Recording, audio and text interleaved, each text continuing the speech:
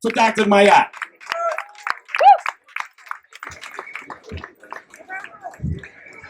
Hold up, everyone. See you all. Can I get permission to speak from an elder? Thank you, sir.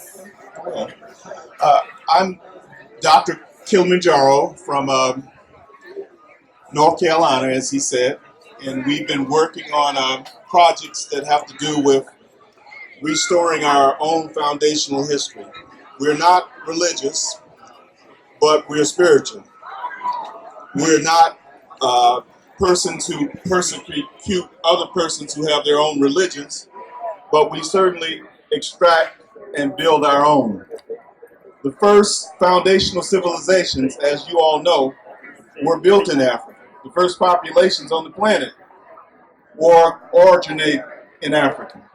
The first civilizations along the Nile Valley River built the most advanced civilizations. They're still standing. Kemet was only the end product of what had already taken place in the Nubian area.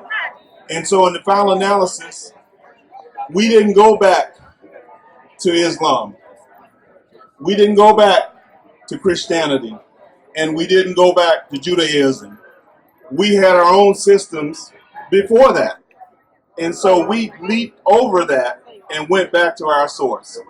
Our problem with disunity is that we're organized around other people's systems. And I want to give you a few minutes to explain what I mean. African civilization began in Africa, at least building structures, over 8,000 BC. We have evidence to show that.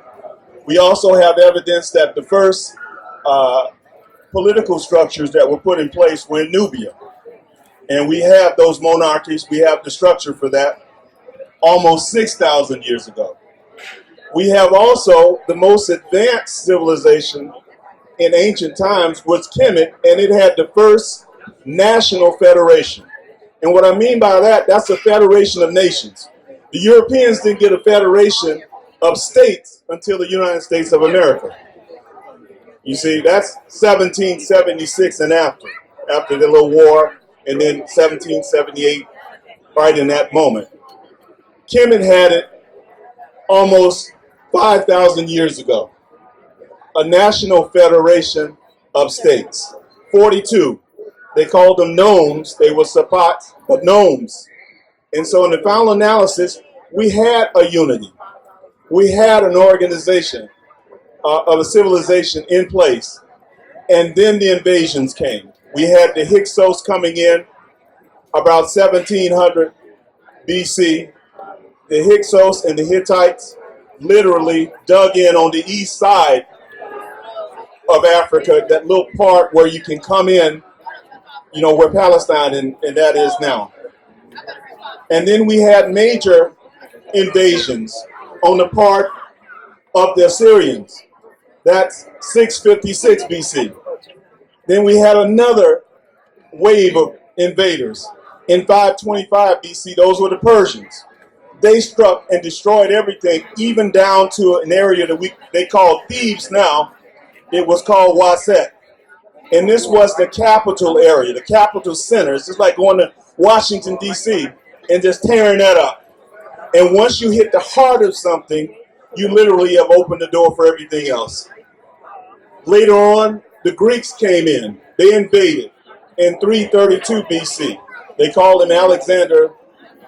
He came in and tore up the west side of the Nile Valley and set up structures for Greece. Greece held on to that part of Africa until the Romans came in 30 BC. The Romans are the foundation in the written form of your Bible. They're the ones who laid the foundation in writing for your Bible. And so you move from that to understand that after that, the Arabs took over from the Romans. This was around 623 AD. And before that time, we didn't have these religious systems in Africa. We had our moral structure, and it was based on Ma'at. And Ma'at, as I was listening to Oba, means this justice, this balance, this rightness, living right for right's sake. And so in the final analysis, we had a structure, we had a system, we had our populations organized around an indigenous structure. And so when I started to do, at least working with the team to do our own research, we knew we had to go back to our source. And we could not include the ideals of invaders. And so we didn't. We went right back to the source of MAAT, and we translated and transcribed in Meta Nature the structure and writing of our own systems, and begin to extract what is called a rational kernel from it. And so at this point, just like everybody else, it has gone through three expansions. Every religion, every moral system is not the same one from its source. Don't listen to those lies. The Bible has been translated and retranslated and copied and changed and edited over 1,000 times.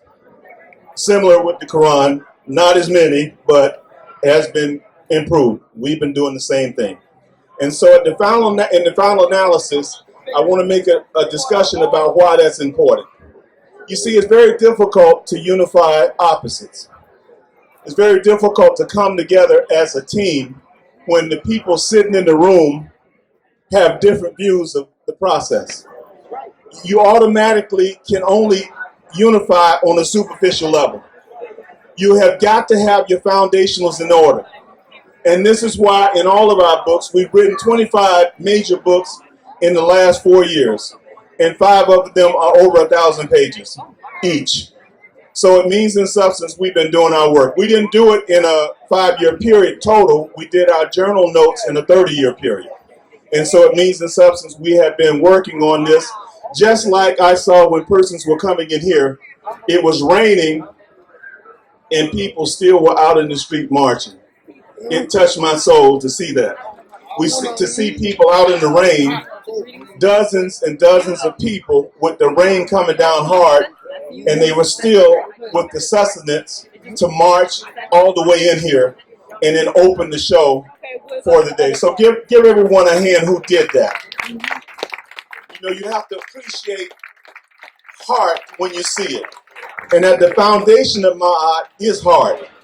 Doing right for right's sake. So we shouldn't be mad at people who are in other people's religions or have their other moral systems. We should work with them.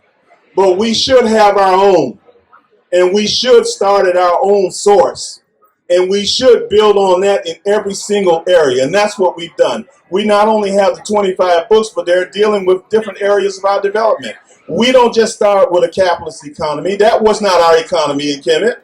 So we have got to go back to our source and start building collectively with what we were doing.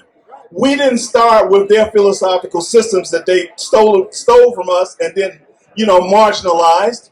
We had our own structures. And so we have to go back to that. We wrote books on that. We didn't have a situation where we were disorganized in the sciences. We were the most scientific populations. We built the pyramids. We organized cities and nations. So we were scientific. We lost that. And so we're trying to get it back. So I say all that to say, the moral part that we discussed with MAAT is having your balance, living with justice and rightness, giving your best every day, telling the truth, not lying, living by principles of being organized and precise, being honest, and at the foundation of this honesty is being humble.